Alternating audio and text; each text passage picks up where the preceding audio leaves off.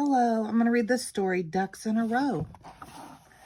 Max sat down. He put up his feet. He leaned back in his chair. Oh, yes, he said. It's nice to relax.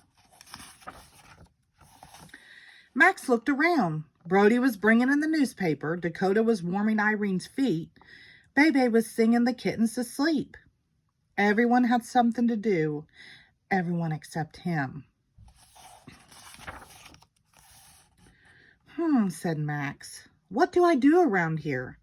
Sometimes he baked snacks, but he wondered if everyone liked them. Does anyone need me to do anything? Max asked. No one answered. Just then the doorbell rang. I'll get it, Max yelled. On the steps stood 3 plump ducks in a row.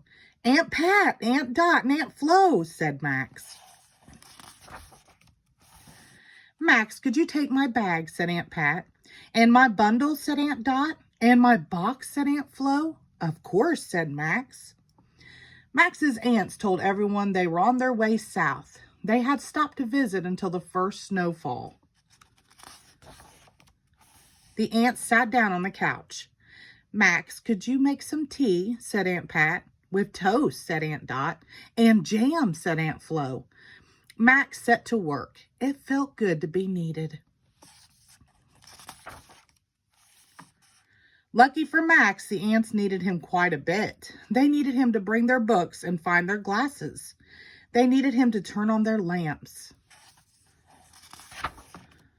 They needed him to run their baths, to fluff their pillows, and to close their curtains. By the end of the day, Max was a little tired, but it still felt good to be needed.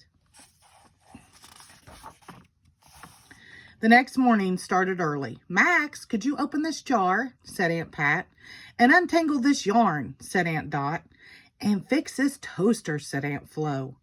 The rest of the week, all Max heard was, Max, could you turn on the TV, pop some popcorn, change the channel, shuffle the cards, roll the dice, keep the score, pick a pumpkin, pick an apple, pick some flowers. Max went out to the garden. He wasn't sure how much more being needed he could take. Then he felt something, a snowflake. The first snowfall, he said. The very next day, Max said goodbye to Aunt Pat, Aunt Dot, and Aunt Flo. He was so tired he could hardly wave. Max sat down. He put up his feet. He leaned back in his chair. Oh, yes, he said, it's nice to relax. Then he heard Irene's voice. Max, could you? Oh, no, thought Max. Max, could you use a blanket, said Irene. Max nodded. And he fell fast asleep. The end. Thank you.